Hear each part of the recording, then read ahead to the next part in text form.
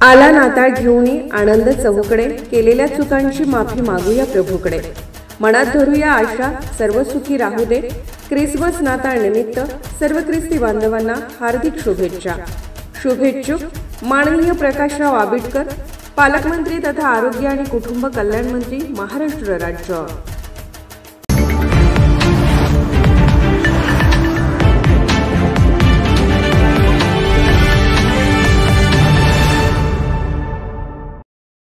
आंतरराष्ट्रीय चित्रपट महोत्सवाचे इफ्फी उद्घाटन सोहळा 20 नोव्हेंबर 2025 रोजी पणजी येथे प्रथमच गोमेकॉच्या जुन्या इमारतीसमोर होणार असून हा उद्घाटन सोहळा मांडवी नदीकाठी एक भव्य परेड आयोजित केली जाईल.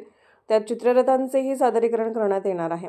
या आंतरराष्ट्रीय चित्रपट महोत्सवात 80हून अधिक देशातील चित्रपट निर्माते आणि पाहुणे सहभागी होतील, ज्यात जगभरातील चित्रपट दाखवले जातील. समारोप सोहळा मात्र बांबोळी येथील डॉ. श्यामाप्रसाद मुखर्जी इंडोर स्टेडियमवर होईल, अशी माहिती मुख्यमंत्री डॉ. प्रमोद सावंत यांनी पत्रकारांशी बोलताना दिली.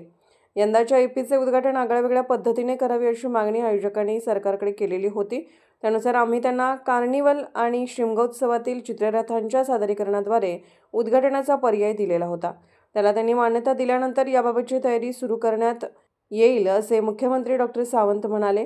गोमेकॉच्या जुन्या इमारतीसमोर उभारण्यात येणाऱ्या स्टेजवर उद्या गुरुवार दिनांक 20 रोजी दुपारी 3:30 वाजल्यापासून महोत्सवाचा उद्घाटन सोहळा रंगेल. त्या दरम्यान सांस्कृतिक कार्यक्रम सादर केले जातील.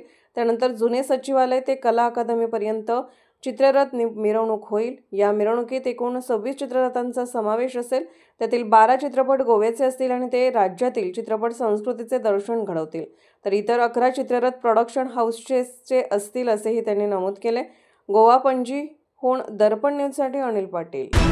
निर्भीड बेधडक बातमीसाठी दर्पण न्यूज चॅनलला लाईक करा, शेअर करा, सबस्क्राईब करा. मुख्य संपादक अभिजित रांजणे, दर्पण न्यूज.